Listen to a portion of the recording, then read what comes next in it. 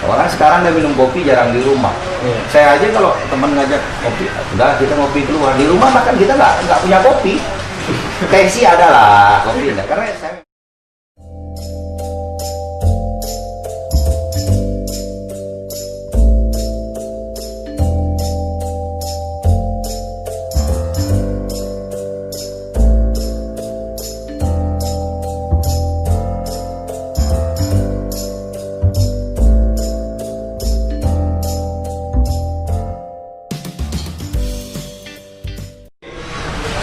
balik lagi kita di Cakap Buntal. Kali ini kita sama abang saya. Semua aja saya ngaku abang saya nih, David Mariansa. Bang David, apa kabar? kabar baik, bro. Sehat bang ya? Alhamdulillah. Hujan-hujan tetap datang ke sini Datang di dong. studio Cakap Buntal. Oh, Terima iya. kasih, bang. Banyak juga yang mengenal Bang David sekarang YouTuber. Peace. Channel YouTube-nya David Wekwek gitu. Ini rapid test nih bang, pertanyaan cepat. Politisi atau YouTuber? Politisi dong. Kenapa bang? Seru aja. Apa hobi atau gimana? Ya, kita ini selama hidup di Indonesia, selama masih napas kita ini ada, kita tak akan terlepas dari itu. Baik mendukung orang atau didukung orang. Tapi kan kalau kita tahu bahwa politik di Indonesia ini berbeda dengan negara-negara lain begitu ya, yang transaksional besar, modalnya besar. Abang tidak kapok gitu? Ya enggak lah, masa mau kapok. Setiap manusia itu kan punya jatah gagal tersendiri. Jadi ya saya pikir selama kita masih muda ya kita habisin aja jatah gagal itu. Suatu saat pasti dapat. Oh iya, kita harus yakin dan harus optimis hidup. Gitu. Bang, banyak yang bilang bahwa guru politik abang adalah Cornelis, dan abang di beberapa kesempatan juga sempat bicara soal itu. Kita tahu bahwa ini mohon maaf nih, abang dulu juga sempat diberhentikan dari partai Banteng Moncong Putih, Ya. karena abang berniat maju untuk memajukan Kubu Raya pada saat itu. Iya. Tapi kenapa abang masih mencintai patron partai politik itu? Ya kita punya pilihan tersendiri kan. Artinya bahwa saya melihat ya mungkin PDIP itu yang paling pas buat saya, nasionalisme. Karena kita hidup dalam keberagaman ini karena PDIP sendiri jelas kan. Artinya PDIP tidak mengkotak-kotakkan oh ini agama satu, agama ini dan itu tidak. Kita sama, kita beda semua. Karena PDIP sadar betul kan gitu bahwa rakyat Indonesia ini terdiri dari kemajemukan suku dan bangsa. Jadi jelas di sana ya kami menemukan tempat lah yang enak, yang menurut saya seperti itu. Dan sampai sekarang masih di PDIP? Masih Ya? masih. Tidak informasinya apa kan banyak ditawarkan oleh partai-partai lain ya? Ya itu biasa lah. Waktu lepas belum masuk bursa kemenangan di Kubu Raya, tawaran banyak sekali tuh. Oh cukup banyak. Tapi abang tetap setia gitu. Tetaplah untuk hari ini, sampai hari ini ya. Nah, banyak orang berpikir bahwa ketika politisi muda terjun ke dunia politik, dia akan mengambil satu kesempatan yang membuat namanya naik. Tapi kenapa abang memilih tetap setia dalam satu partai gitu? Ini bukan mempromosikan PDI Perjuangan, tetapi ada hal yang menarik di situ bahwa kenapa banyak politisi muda dan abang keluar dari jalur yang kebanyakan itu. Ya kan kita ini ada mengenal namanya istiqomah juga ya. Artinya di partai itu sendiri kan memang banyak pilihan. Mungkin kalau di partai lain atau segala macam. Tapi ya kita sampai hari ini saya sudah katakan tadi bahwa memang hati masih suka ke sana aja. Masih merasa cocok dan nyaman. Ya meskipun mau ganti pemimpin atau siapapun ya tetap aja. Karena sudah merasa enak. Seperti itu. Ya kita nggak tahu lah besok atau lusa kita pindah ke partai mana, itu kita nggak tahu. Tapi sampai hari ini saya tekankan kembali, kita masih PDIP. Masih ya sampai hari ini. Masih. Berarti Bung Karno tegak lurus, Megawati tegak lurus. Iya. Ya walaupun hari ini partai PDIP dihujat habis-habisan, di hoax sampai habis ya karena memang partai pemenang. Iya. Wajar kalau nggak seperti itu ya susah mau dikalahin. Ingat-ingat soal hoax sebelum terkenalnya hoax, Abang waktu itu maju dari Dapil Utara nomor 5 juga kena hoax dan menang begitu di Oh, Kota iya. Pontianak. Itu cerita dulu Bang. Ini cerita-cerita kita lama nih. Dulu Abang kena hoax macam-macam tuh, macam-macam sekali. Orang timur kok nyari Iya. suara di utara gitu. Terus Abang dibilang macam-macam lah, mulai Iya. dari bisnis sampai dihubungkan dengan ini maaf almarhum orang Iya. tua seperti itu. Ya saya pikir begini ya, apa ya namanya mulut orang, dia kan mungkin seenaknya saja ngomong. Artinya mereka melontarkan kata-kata ya seenak mereka. Tapi yang pada dasarnya, yang penting kita pada diri kita sendiri itu kita tekankan. Kita nggak pernah mencundahi mereka, kita nggak pernah bohongin mereka. Dan itu yang menjadi catatan, mungkin kawan-kawan juga mengikuti berita, yang sering mengikuti berita begitu ya. Tidak pernah ada balasan, tidak pernah ada konferensi pers untuk membantah, dan ya biarkan itu berjalan dan orang melihat apa adanya. Kenapa metode itu Abang membuat begitu? Ya saya pikir itu mungkin cara yang paling tepat ya buat saya. Ya kita pun juga, karena saya sendiri, saya juga tidak mampu meladeni orang yang ramai yang ngomong A, B, C, dan D. Jadi cukup lawan kita diam aja, biarkan waktu yang terus berputar. Mereka menjawab itu. Kalau sampai hari ini juga mereka tak dapatkan apa-apa, tidak mendapatkan bukti apa-apa soal apa yang mereka tuduhkan. Ya, karena memang saya tidak pernah melakukan apa-apa. Nah, hanya korban isu dan korban fitnah. Jadi bagi saya enjoy aja, ngapain kita mikirin Dan menang pula ya. Nah itu. Nah ini balik ke soal politik lah. Tapi ini pertanyaan terakhir saya di soal politik. Abang orang baru di Kuburaya pada saat itu. Kita kilas balik ya. Orang baru, masih muda pula. Dari calon-calon lain ya masih terbilang muda lah, walaupun waktu itu Termuda. Iya, waktu itu Pak Muda maju juga. Iya. Walaupun Itu namanya aja. muda. Nah, Namanya aja. Abis itu tidak menggunakan partai politik yang sejak awal terjun ke dunia politik, begitu ya. Dicerca macam-macam, terus sempat menghebohkan media sosial, kemudian media massa dan masyarakat datang pakai mobil mewah dulu begitu daftar. Walaupun tidak jadi ya dengan partai itu pada saat itu. Tapi sebagai kader pakai mencoba lah dulu ya waktu itu ya. Nah, suara juga nggak jauh-jauh bener Bang. Iya. Hanya waktu itu kok seingat saya beda 5.000. Itu urutan ketiga. Ya, urutan ketiga beda 5.000-an gitu. Itu yang mau saya tanyakan tuh. Berarti masyarakat ini kita kalau bicara Kuburaya, masyarakat sekarang sudah mulai percaya terhadap politisi muda. Ya saya pikir kan sesuai dengan perkembangan zaman juga ya. Artinya informasi yang diterima hari ini kan juga luar biasa. Kita ini kan anak muda, tentu punya tenaga yang luar biasa. Pertama dulu, artinya pemikiran, rasa ingin tahu kita ini kan cukup tinggi. Artinya semangat kita untuk membangun itu kan cukup luar biasa lah ya, daripada kita ini. Nah itulah kenapa mungkin ada beberapa masyarakat yang mempercayakan untuk hal itu, dan juga tidak sedikit ya, anak-anak muda yang sudah menjadi pemimpin dan begitu. Jadi ini artinya juga Sorry aku potong. Ya. Yang lucunya adalah kantong-kantong suara pemenang pemilu yang sekarang dan pemenang pemilu yang dulu, Abang dapat suara besar di situ. Itu gimana gitu loh caranya, maksudnya apa gitu loh, kayak Kakap misalnya, Rasau misalnya, Sungai Ambawang misalnya, Sungai Raya bahkan. Kantong-kantong suara yang ini tidak mungkin nih, tapi kok bisa ada suara Abang dan banyak di situ. Saya itu percaya begini, yang pertama, saya tuh tidak pernah tahu siapa yang memilih saya, itu saya tidak pernah tahu. Itu rahasia yang di atas lah ya. Itu kita bicara. Itu sebenarnya modal bertarung saya. Kenapa saya tidak pernah takut mau bertarung dengan siapapun? Karena saya juga tidak pernah tahu mau kalah atau menang. Itu saya tidak pernah tahu. Makanya prinsip saya, kalau orang mau jadi wali kota atau mau jadi bupati atau mau jadi DPR, ya, dia harus daftar dulu.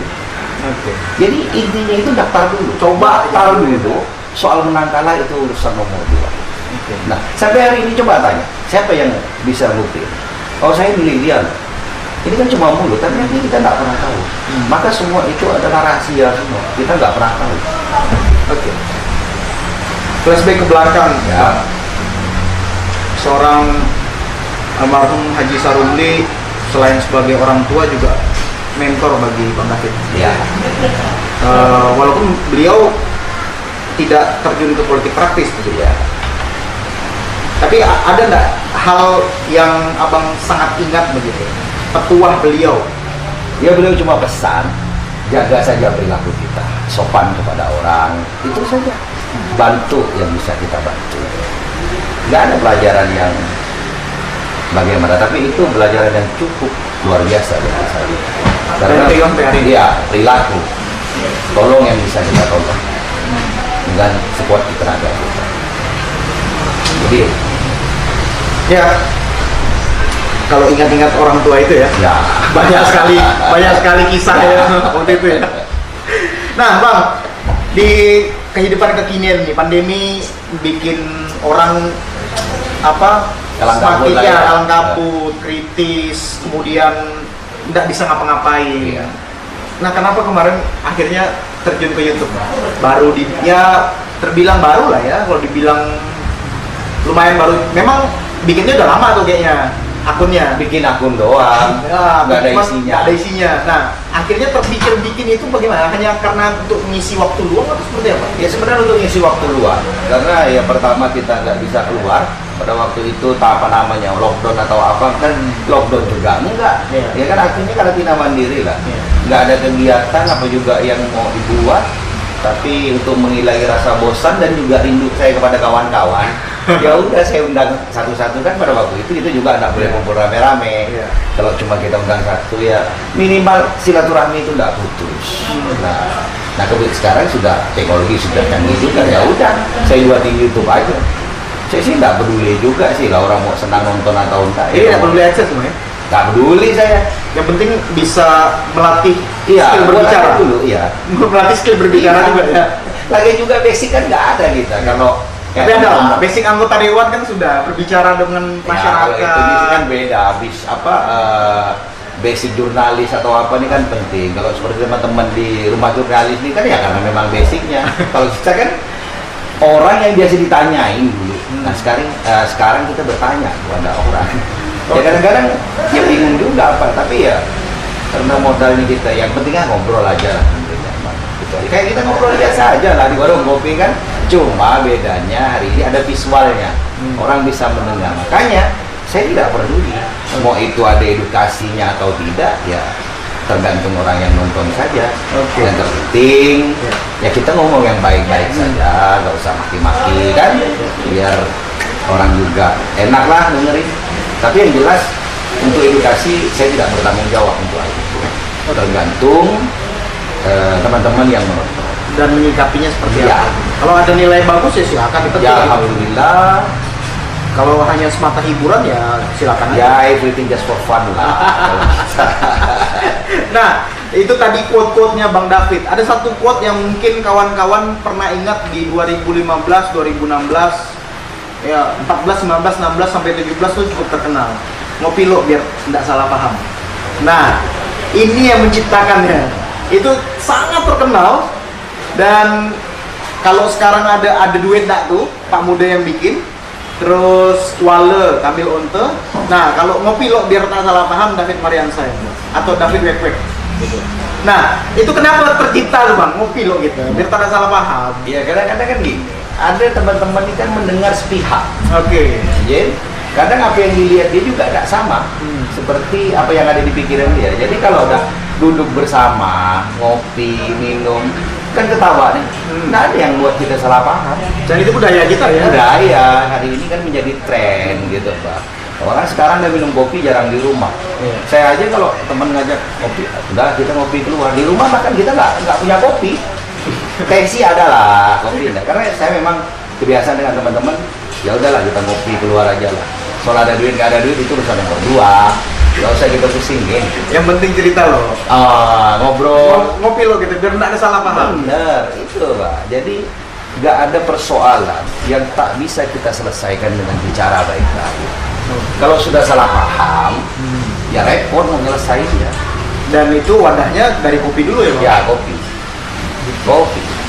Bang, kalau bicara soal kebinekaan nih, ini Ya. soal duduk di warung kopi, katanya Kota Pontianak, Singkawang dan lain-lain itu menjadi cikal bakalnya berkumpulnya orang satu meja, beda suku, agama dan ras, bahkan keyakinan politik bisa Ya. duduk bersama sambil ngopi dan tidak ada dendam. Oh iya, Waktu itu, sekarang masih Bang. sama masih. Walaupun pilpres yang kemarin ada perubahan, Bang. Mungkin kalau di sosmed kita berantem, tapi di warung kopi kami belum pernah berantem soal itu. Begitu ya? Iya, karena ada misalnya saya mendukung Jokowi, ada teman-teman yang mendukung Prabowo, Iya. ribut di Facebook, tapi udahlah kita ngopi, ketawa kami kalau sudah ketemu. Artinya bahwa kopi ini juga bisa menyatukan. Oke. Nah, karena kita lihatlah kopi, isinya gula, air, kan namanya kopi. Di sana ada rasa, ada pahit, ada manisnya juga. Jadi apa ya? Sambil kita menikmati itu, kita kan ngobrol. Yang panas-panas tadi, yang sebelumnya kita nggak sinkron, setelah ngopi bersama, duduk bersama, ini cair semuanya. Jadi itulah sebenarnya nikmatnya kopi ya.